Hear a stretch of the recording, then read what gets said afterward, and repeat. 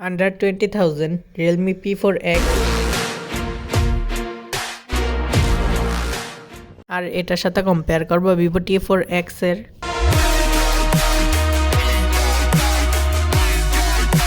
দুইটার মধ্যে কোনটা কতটুকু ডিফারেন্স এবং আন্ডার 20,000 এ কোনটা বেশি ভালো সেটাই বলবো এই ভিডিওতে। এখানে দুইটা ফোনে কিন্তু 6GB প্লাস 128GB ভেরিয়েন্টের। কালারের কথা বললে রিয়েলমি এবং ভিভো উভয় তিনটি কালার অপশন দিতেছে। বিল্ড কোয়ালিটির কথা বললে দুইটাই প্লাস্টিক ফ্রেমের, ফ্রন্ট এবং ব্যাক, ইভেন এর ফ্রেমটাও প্লাস্টিকের।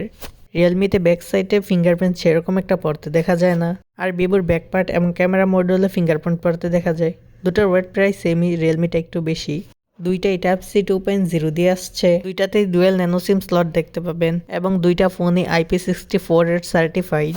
রিয়েলমিতে আমরা দেখতে পাই মিডিয়াটেক ডায়মেনসিটি 7400 আলট্রা প্রসেসর এবং ভিভো T4X এ ডায়মেনসিটি 7300 4nm প্রসেসর দেখতে পাই। আর দুইটারই র্যাম টাইপ LPDDR4X। স্টোরেজও এই প্রাইসে ভালো কিছু অফার করে, UFS 3.1 দেখতে পাবেন দুইটাতেই। স্টোরেজ স্পিড টেস্টে রিয়েলমি কিছুটা বেটার স্কোর করে, ইভেন প্রসেসর পাওয়ারের ক্ষেত্রে রিয়েলমি কিছুটা এগিয়ে আছে। AnTuTu স্কোরের ক্ষেত্রে রিয়েলমি কিছুটা বেটার পারফরমেন্স করে ভিভো T4X থেকে। জিপিও থ্রটলিং টেস্টের মধ্যে ভিভো T4X থেকে কিছুটা বেটার পারফরমেন্স করে Realme, even single core, multi core এবং জিপিওতেও কিছুটা বেটার পারফরমেন্স রিয়েলমিই করে।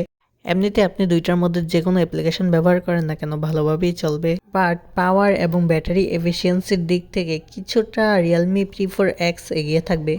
এবার আসি ব্যাটারিতে। রিয়েলমি P4X এ থাকছে 7000 mAh ব্যাটারি এবং ভিভো T4X এ থাকছে 6500 mAh ব্যাটারি। নর্মাল টাচের ক্ষেত্রে দুইটার পারফরমেন্সই খুব ভালো। হেভি টাস্কিং অর্থাৎ গেমিং এর ক্ষেত্রে ভিভো T4X BGMI এবং ফ্রি ফায়ার 60 FPS দেখতে পাই, কিন্তু রিয়েলমির ক্ষেত্রে BGMI 90 FPS এবং ফ্রি ফায়ার 120 FPS সাপোর্ট করে। ফোন গরম হওয়া কিছুটা কমানোর জন্য রিয়েলমিতে ভেপার চেম্বার কুলিং শিল্ড ব্যবহার করা হয়েছে, যার জন্য ফোনটা খুব ভালো পারফরমেন্স ডেলিভার করতে পারে, কিন্তু ভিভোতে এটা থাকতেছে না।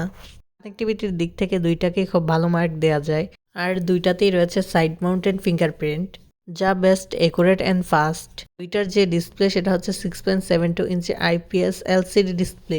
ইভেন দুইটা ফোন সামনে থেকে দেখলে এর চিন ভেসেলগুলো সেম মনে হবে, আপার টু লোয়ার।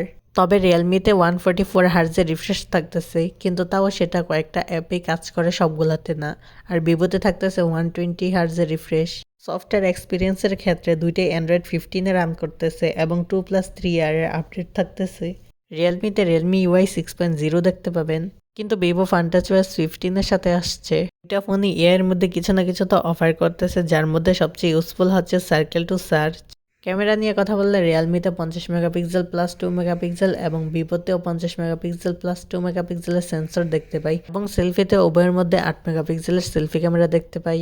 তো যদি আপনি আন্ডার 20,000 একটি ভালো ফোন খুঁজে থাকেন তাহলে অবশ্যই এই ফোনটা দেখতে পারেন। তো এই ছিল আজকে শর্ট কম্প্যারিজন ভিডিও। সো ভিডিওটি ভালো লাগলে একটি লাইক করে দিবেন এবং জিআরটেক ভিডিও চ্যানেলটিকে সাবস্ক্রাইব করে দিবেন। দেখা হচ্ছে আপনাদের সাথে নেক্সট ভিডিওতে।